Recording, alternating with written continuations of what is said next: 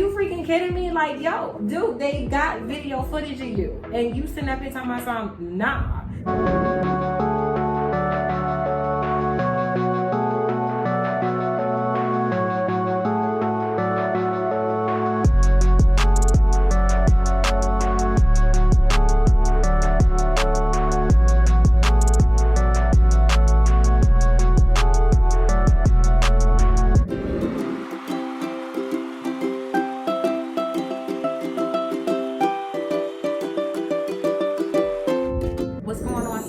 Okay, so this is part 3 now of the lies, manipulation, and gaslighting.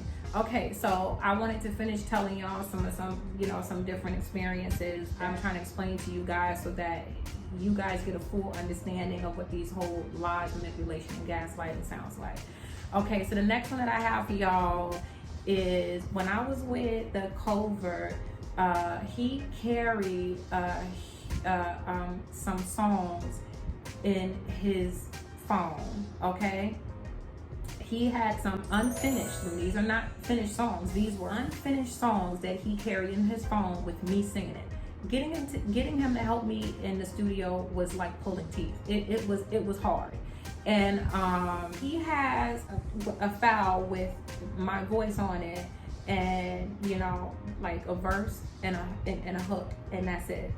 And he had about like 3 different songs, and he would carry them around in his phone. So people would ask, oh, well, is Jada coming out with any kind of music? Is Jada working on any kind of music? Things like that. Whenever that conversation would come up, he would pull out his phone and he would let them hear this, recording of me singing a verse and a hook. But what they didn't know is that this verse and hook that they're hearing of 3 different songs was done like 3 or 4 years ago. Like I said, it was hard trying to, get in the studio, to help me out in the studio. He came out with his stuff. He came out and finished his stuff. We were together, me and this particular covert was together for 7 years. And in 7 years, he came out with 3 projects. In those 7 years, I came out with nada, nothing, 0, absolutely nothing, okay? Because coming into the studio, he'll work with me on a verse and a hook and then say, okay, we're gonna stop right there, and then we'll come back next week, and then next week will turn into a month will turn into 6 months, 2 years, and that's it. You know what I'm saying? Or he would do a verse and a hook of one song and then say, oh, remember that other song that you did? A verse and a hook of this song. Let's do a verse and a hook of this song. And then he'll probably do like a verse and a hook of another song. And then I won't do anything else in the studio. He won't help me with anything else in the studio for, like, you hear what I'm saying? But when we get ready to go into these gigs and stuff, and people are sitting around asking, does she have any material that she's coming out with? He pulls out his phone and he says, this is what we're working on, as if we just did it like yesterday or last week. And that stuff is like 4 years old already. By the time that they let them hear it. They don't know that though. It's just his way of putting him in the clear that he's working with me when he's not working with me. He refuses to, because we've gotten into countless arguments about that, because he just refuses to work with me, and it's ridiculous. But at the end of the day, all of his projects come out, and it's fine. Okay, so that's that. Now another one that I want to give you, which was the dude asked me to marry him. Now, when he asked, because I was engaged to him for 2 years. We were together for 7 years, and on the 5th year, he asked me to marry him, and I said yes. And the minute he put the ring on my finger, I started, I was pretty much already done. Don't even ask me why I said yes, I would marry him, but I did. I took the ring, I wore it, and ever since I took the ring and wore it, I was like, I'm not marrying this dude. I'm just not. I just knew it the minute he put the ring on my finger. And but he asked me to marry him, him and I had a conversation, and he was telling me how people was asking him, well, what you gonna do with this young girl? I mean, are you gonna marry her? Are you going to do anything? You know what I'm saying? Because if you're not, then you need to let her go. Like that. It was something like that.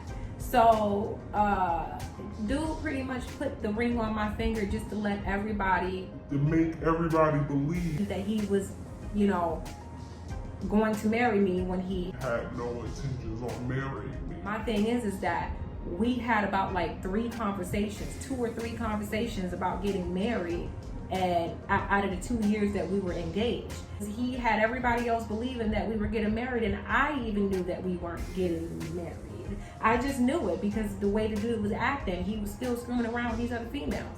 But he wanted everybody to believe that. The other one that I want to bring to your attention was with the overt, not the covert, but the overt. And this was a Bank of America. I was with the Bank of America for God knows when at that time. And this is going back. And he, at that time, I was young and I was in love and You couldn't tell me nothing about this dude. He could have been an axe murderer and I would not have believed you with the overt. But oh my goodness. I put him on as a second person on my bank account, and listen, you live and you learn. I put him as a second person on my bank account, and oh my goodness, I woke up and I told you I've been with this bank account for a good amount of time at the time, and I woke up one morning and my account was completely depleted by 2 transactions. It was completely depleted, and I was freaking pissed. This was my bank account, and my bank account has always been in good standing. It has never been in a negative. It was just, oh my goodness, are you freaking kidding me? So, I asked him, did you take 2 transactions out at such and such o'clock in the morning? And it was like early in the morning, like 1, 2 o'clock in the morning when everybody is dead to the world. And he just was like, nah, I ain't did that, nah, like that. And I was like, that's crazy, so whatever. So I called the Bank of America, I'm trying to figure this out. We went ahead and we did, they had them do an investigation. And while they're doing an investigation, they called me back and they said, yes, do you have an X, Y, and Z on your bank account? And I said, yes. Is his name X, Y, and Z? And I said, yes. What does this have to do with anything? And so that's when the lady was telling me, I'm so sorry, ma'am, but we have video footage of this individual at, I believe it was 1 or 2 o'clock in the morning, and taking out money, and it was 2 transactions that the individual took out. We have video footage of him.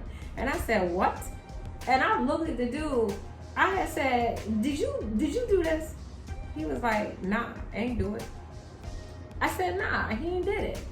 She says, ma'am, I'm so sorry, but we're looking at the video footage of this individual. And at that time, I don't know what Bank of America do now, but on their bank cards, they have a little picture ID of the individual. They take your picture and they put, it's kind of like a driver's license, but it's a bank card, so I don't know what they do now, but that's what it was then when I had it, a little picture ID. And she was telling me how the picture ID matches the video footage of the person, the person in the video footage. And that was, the covert, the overt that I was with at the time. And I asked him, and he just kept saying no. And it reminded me of the Shaggy video, or the Shaggy song. Oh my goodness, every time I asked this dude was like, it wasn't me. Nah, I ain't did it. It wasn't me. I didn't do it. I was like, are you freaking kidding me? Like, yo, dude, they got video footage of you, and you sitting up here talking about something, nah. And so he just was like, I didn't do it.